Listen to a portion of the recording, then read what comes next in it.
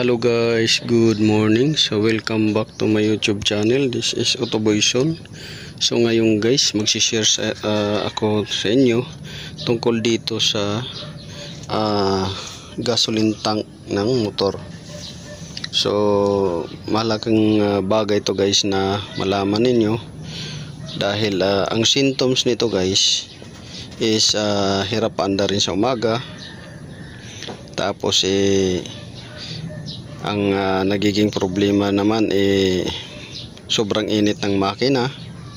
Tapos pangatlo, namamatay sa daan o sa highway habang tumatakbo kayo. Tapos pumupugak-pugak. So ito guys, so kung napapansin niyo guys, ayan, mayroon siyang kalawang. So kita ninyo, kalawang hanggang sa loob pa yan guys. Oh, yun, oh, kikita ninyo. So bakit nga ba nagkakaroon ng kalawang to, itong tangke na to? So dahil sa maraming dahilan guys bakit nagkakalawang tong tangke na to. So yan yung i-share natin sa inyo at naway mapulutan ninyo to ng kunting kaalaman guys, lalo na sa may mga motor dyan. So panoorin nyo kung bakit nagkakaroon ng kalawang. So ang una, ang kalawang guys ay nanggagaling yan sa moisture. Ang moisture mag-build up ng tubig. So ang tubig mayroon niyang mga minerals na nagpo-produce ng kalawang. So maraming klaseng kalawang. Mayroong salt rust, mayroong steel rust. So maraming klase. Yun yung salt, yun yung nag-asin-asin na kalawang. So yun yung isi-share natin sa inyo kung bakit nagkakalawang nito. So papakita ko muna sa inyo yung condition, ayan, at dito sa kabila, ayan. So yan, oh, yun. So kikita nyo, yan, oh, grabing kalawang, yan, sobrang daming kalawang, ayan. Ayan. So pati dito sa bottom, ayan, oh. So kahit na galvanized aluminum yan or aluminum, nagkakalawang din yan. So nagpo-produce pa rin yan ng kalawang. So yun yung si-share natin sa inyo. So una, kung napapansin ninyo, itong drain dito sa tubig yan, kung may papasok man na tubig, sa tubig yan siya, drain yan siya. Ito yan, drain ng tubig yan, oh, kita nyo yung butas na yan, drain ng tubig yan. At tsaka ito fumes naman to, ito sa fumes. So ang karugtong ng tubo yan, itong makalawang guys, ito yung sa tubig, drain ng tubig to. Ito sa fumes, itong walang kalawang. So may kalawang, wala, tubig, fumes ng gasolina. So dito tayo.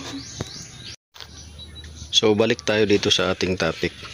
Una, ang nagiging dahilan guys ng moisture or ng pagkakaroon ng kalawang o tubig doon sa natin tangke is itong gas tank cap seal. So kung may gas tank cap seal kayo at ito siya ay hindi na nagsisild ng maayos, may posibleng papasok ang tubig, may posibleng magkakaroon ng moisture dahil nakaangat yung seal. Ito, so ito siya, sira na. So isang dahilan to magkakaroon ng kasi pag singaw yung tangke guys, automatic magbi-build up yan overnight ng moisture sa tangke sa loob, lalo na kung hindi puno yung tangke ninyo, halimbawa 1/4, magbi-build up yan ng moisture. Yung moisture na yun mag-i-stay doon sa loob ng tangke hanggang sa kakapit siya, magkakaroon ng kalawang. So yun yung isang dahilan ito. So para makita ninyo, kung totoo ba yung sinasabi ko. Ayan, kung papansin ninyo, nandun lang sa taas yung maraming kalawang. Ayun. So meaning nadadagdagan to ng gasolina hanggang kalahati. Ayan o, kalahati. Kasi sa baba, yung wall niya malinis. Ayan, malinis. Pero doon sa taas, yan, maraming kalawang. So doon nagbi-build up. So meaning, dito yung gasolina, ito walang kalawang, pababa, dito puro kalawang. So yun. Yung sa baba naman na yung kulay itim na yun, yun yung kalawang ng tubig, latak niya, kumbaga.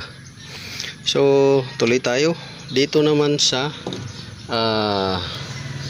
pangalawa, itong gas tank cap niya.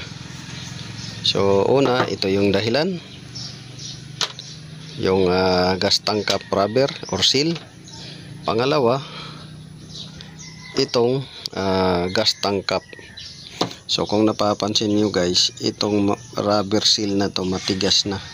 Ayan, tigas na yan. Hindi na kayang mag-sealed yan ng butas. Itong butas na to. So kung ito nakakalusot siya dahil matigas na rin at hindi na siya kayang mag-sealed ng butas, ito rin ganun, hindi na rin niya kaya mag-sealed ng butas. So mayroong pagkakataon nito na papasok yung tubig, lalo na kung barado yung drain na yan sa tubig, barado, aapaw dito.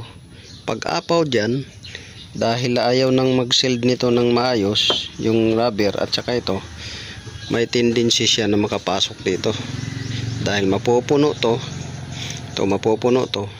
papasok na doon.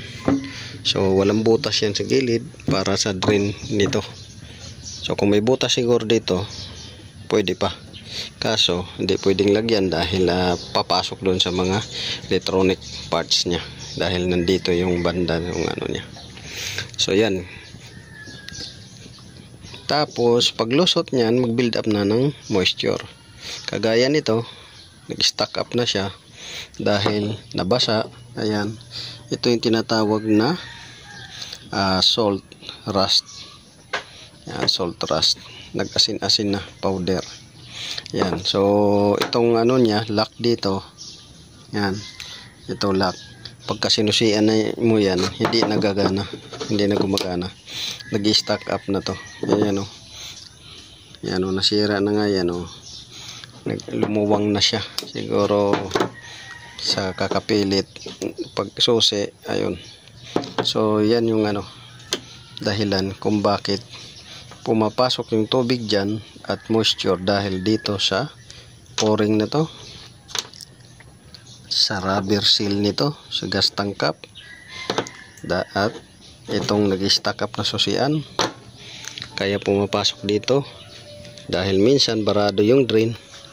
Tapos itong fumes nya na dito yung nakatapat, ito yan, pag barado yan, namamatay yung makina, nagbabacuum yan siya. So yun yung ano. So lastly, yung pinakahuli, guys ay yung tubig. So kung nagkakarga kayo sa isang gasoline station na gaya ng sinasabi ko nga, ay bihira lang pupunta yung mga sasakyan, papagasolina, papakarga. So may possibility guys na yung amount ng water niya, kasi hindi naman perfecto yung tangke ng isang gasoline station na hindi magkakaroon ng tubig sa baba. Kaya nga mayroon yan silang ginagawa na yung pinapasuka nila. Yung pinaka-bottom, may motor yun na naka sa hose, at higupin doon yung tubig. Higupin yung tubig palabas, kumbaga para madala yung latak. So dito, ganun rin dito. Ang problema lang dito ay mag-i-stay yung tubig sa tangke. Hindi kagaya sa gasoline station, mayroong ibang gasoline station na medyo high-tech. Mayroon talaga silang panghigop, yung pinaka-bottom na level para makuha yung mga tubig-tubig doon, latak. Halimbawa, kung ito yung pinaka-bottom, mayroon dyan na nakasalang na hose na may motor sa taas para higupin yan para mailabas. Pero hindi natin alam sa mga ngayong gasoline station kung mayroon silang ganyan. Kagaya nito, wala namang drain dito para sa tubig or latak, dahil ang ano nito is FI, fuel pump ang gamit. So mag-i-stay talaga yung tubig, kagaya nagiging latak na siya or kalawang. So yun lang ang may share ko sa inyo guys about gasoline tank, kung bakit nagkakaroon ng kalawang sa bottom area, bakit nagkakaroon ng tubig sa loob nito. Yun yung sinabi ko sa inyo na dahil dito at dito. So yun, this is Otoboy Son. Naway nakakuha kayo ng konting kaalaman dito sa ating share. At don't forget to like, share, subscribe my YouTube channel Otoboy Son. Yung page din natin guys, supportan nyo. Yubik Irish Sarcon, Yubik Works TV, Otoboy Son. So hanggang sa muli, God bless you all.